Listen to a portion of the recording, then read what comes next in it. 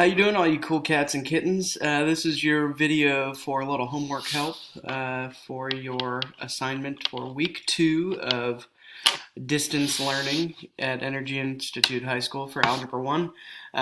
Today we're going to be factoring trinomials where a is greater than 1, okay? Meaning that a is not 1, a is 2 or 3 or 4 or 5, right? When we talk about a, we're talking about this standard form for a trinomial where we have a or some number times an x squared, b or some number times an x, and then just a plain old number. So this order of like x squareds and then x's and then just plain old numbers, that's going to be sort of a standard order.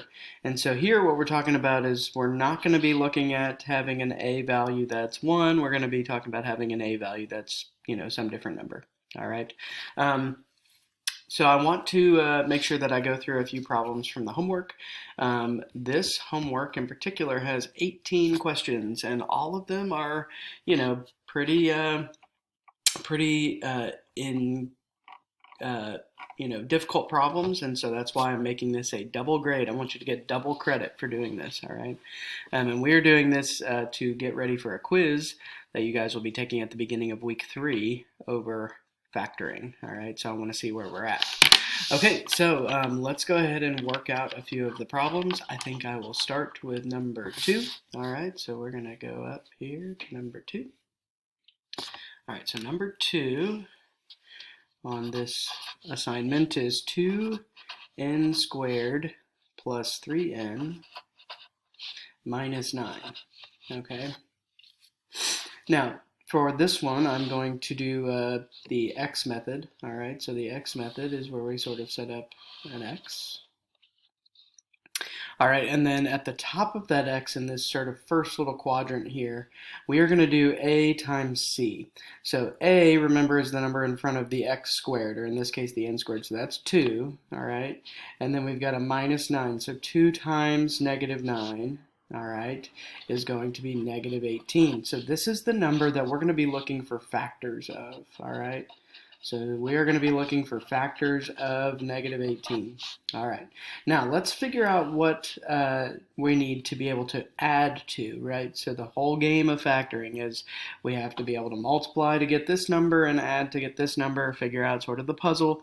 What are those two numbers that are going to do that? All right. So so negative 18 is going to be our a times c. B is going to be 3. All right, so I'm going to list out factors of negative 18. Those factors have to have a distance from each other of 3. All right, the reason I'm saying a distance from each other, instead of saying that they're going to add to 3, I want to think about like how far away the two factors are from each other. Because I know that the factors of negative 18, because they're negative, this means that I'm going to have one of my factors as positive and the other one as negative, right? If this was a positive number, then I wouldn't know if they were positive or negative because they could both be one or the other, right? But here I know that my answer is going to be going to have a positive and a negative because that's how you multiply to get a negative. Now, even more than that, and I think this is an important like critical thinking step for us. Because this number, because 3, this number that we're looking for, because it's a positive 3, I know that when I look at the factors of 18, the bigger factor has to be the one that's positive. The bigger factor has to be the one that's positive, right? Because my answer when I add them together is positive. That means that when I put together that positive number and that negative number, there was more positive value that made the answer stay above 0 or stay out of the negatives. If this would have been a negative 3, then I would know that the bigger factor would be negative. All right, so that's going to help me to kind of pare down my list of factors here. So let's think of some factors of the number negative 18. Again, we're going to want to have one number that's negative, one number that's positive, and the number that's negative is going to be smaller than the bigger number, which is going to be positive. All right, so it could be 18 times negative 1. All right. Now, I'm not even going to list negative 18 and 1 because, again, negative 18 and 1 would have a bigger negative number than positive. So I know that's not it. Now, I also know that this isn't it because when I put these numbers together, this is going to give me positive 17 when I add them, right? So that's not going to work. Okay. Some more numbers that will multiply to give me negative 18. Well, the way I got to negative 18 in the first place was 2 and 9, right? So let's think about a positive 9 times a negative 2. All right. Now these are going to combine to give me a negative 7 or a positive 7 when I add them. So that doesn't work because remember I'm looking for this to match that number right there. Okay. Now the only other numbers that multiply to give me a negative 18 will be 6 and negative 3. All right. Now you should have some bells going off in your head because this is pretty good, right? 6 times negative 3, when I do the product, that gives me negative 18. When I add these, so when I do 6 plus negative 3 or 6 minus 3, that's positive 3, which is perfect, right? I get that number there. Okay, so that tells me that these are going to be my two numbers. Excuse me. I'm going to have a 6, and I'm going to have a negative 3. All right, so I'm going to put those there. All right, now let's go ahead and list out. We're going to break up our problem. Our original problem here, 2n squared plus 3n minus 9. I now know how I was able to get the plus 3n. It was that I had a 6n, and I also had a negative 3n. Okay, so now I'm going to list this out, and I'm going to do my factoring by grouping. So I'll have 2n squared plus 6x minus 3x and then minus 9. Okay, so again, what I did there, if you're confused by that, let me take a step back. I took my original problem, right, and instead of writing plus 3x, I broke up that plus 3 into the 6x and the negative 3x. If I were to put these back together and combine like terms, I would end up with back at my x. And I guess it should be n's here. I'm sorry about that. It should be n's instead of x's. All right. Okay. So I know that that's how I got there. Okay. Now I'm going to do a little bit of factoring by grouping. All right. So I'm going to separate this into two parts. So I'm going to take the first two terms. So I had 2n squared, and then I had a plus 6n. All right. And I'm going to try and find the factor that I can pull out of these two. All right. Then I also had a minus 3n and a minus 9. All right, so I kind of have these two different pieces here, and so I want to be able to pull out the common factor, greatest common factor from each of those. So the greatest common factor here, both of these have an n, so that's good. I'll definitely be able to pull out an n. And then the number also has something in common when I'm talking about factors, right? These are both even numbers, so I know that I can pull out a 2, all right? So we're going to have 2n as our greatest common factor. Now, when I take 2n out of this 2n squared, what I'm left with is an n. Okay. Now, the reason I know that is because 2n times n is the 2n squared. Okay, so I pulled out the 2n. Now, I also pulled 2n out of here, and so what's left here, the n I took out, and then I took out 2 of this 6, so it's going to leave me with plus 3. All right. Now the second piece here, this time I'm going to be able to pull out a negative. Both of these are negative. And I'm also going to be able to pull out a 3 because both of these numbers are divisible by 3. So let me pull out that negative 3. All right. And then I'm going to write out what's left. This is called factoring by grouping. It's where you separate your 4 terms into the first 2 and the second 2. And then you pull out the greatest common factor, or pull out everything that you can that both of those numbers that are separated by the plus sign have in common. Okay, so when I take the 3n out, I take the negative 3 out of negative 3n, I'm left with just n.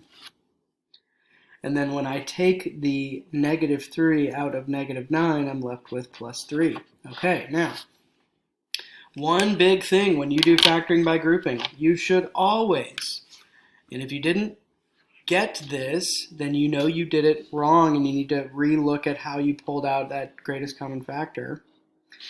You will always get this same binomial that was left. All right, so you will always be left with that same thing. All right, here I ended up with n plus 3 because when I took out the two n's from here, I was left with an n and I was left with a 3. Same thing here, when I took out the negative 3 out of these two terms, I was left with an n and left with a plus 3.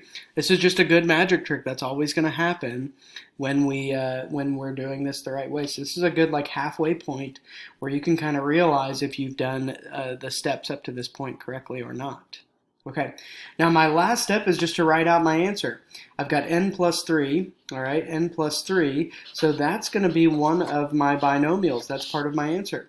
Now the other binomial, I'm just going to put together these other two things that were left. All right, so that's a 2n and a minus 3. So these are my two binomials. This is my answer right here. Okay, good deal. All right, I've got about 4 minutes left. I want to do one more of these problems for you. All right, and hopefully I don't run out of time. In fact, to save a little bit of time, I've kind of done a little jump here, so a little bit of movie magic. So let me walk you through number 18, what I've done so far. So I look at number 18 and I see that 16, 60, and negative 100, those numbers all have a common factor that I can pull out before I even start. And that's going to bring those numbers down and make them much easier to work with. So 16, 60, and negative 100, all divisible by 4. So I took out that 4, and so you can see that I have that 4 out here, and then inside the parentheses I put what's left. Now I'm just going to work with this 4. It's going to go here at the end. I'm not even going to deal with it for now. So for now I'm just going to do the x method with this, and that's what I've started here. All right, so negative 100, I got that from 4 times negative 25. All right, that went in here. And then my positive 15, I just put down there as my bottom. All right, so now I'm looking for factors of 100 or negative 100 that add up to 15. All right, now I know that here again I'm going to have a positive and a negative, so I know that I'm looking for that bigger number to be positive because of that positive 15. All right, so let's think of our factors of negative 100. So I can have a negative or positive 100 and negative 1, obviously, but that's not going to add up to 15, so that's no good. All right, I can also have like a 50 and a times negative 2. That's not going to add up to 15 either, so that's no good. I can have a 24, or a 25, I'm sorry, times a negative 4, but that doesn't work out either. And then I can also have a 20 times negative 5. Now here, right here, 20 times negative 5 does give me my negative 100, so that's good. But also 20 plus negative 5 gives me 15, so that's what I was looking for. So this is going to be my set of factors. All right, so let's go ahead and put those together. All right, now I'm going to set up to my factoring by grouping. All right, so I'm going to list it out here. So 4b squared. Now my plus 15b, I'm going to split that up into plus 20b and minus 5b. And it's splitting that up again so that I can sort of see where those came from. Now I'm going to do my factoring by grouping. All right, so my factoring by grouping, I can take out here, I can take out a 4b. All right, and then what's left here is a b, because 4b times b is 4b squared. And then what would be left here is a 5, a plus 5, because 5 times 4b would give me the 20b. All right. Now what can I pull out here? I can pull out a negative 5, because both of these have a negative 5 sort of inside of them, right? That's a factor that they have in common. And so here I've got, I'll be left with b and a plus 5, okay? So here's that magic that happened again, b plus 5, b plus 5. So that's going to be part of my answer, but don't forget you also have to bring down that original 4. So when I'm writing my answer, I'm going to have 4 times b plus 5, and then I'm going to have the other binomial is going to be putting those two together. So that's 4b and minus 5. Okay. All right, now I think I've got a few seconds left, so to check my answer, I can do the box method. So let's do the box method really fast.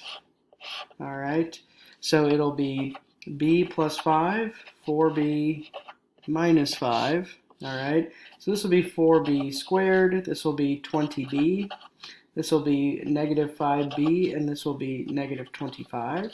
All right, so that will give me my original thing. And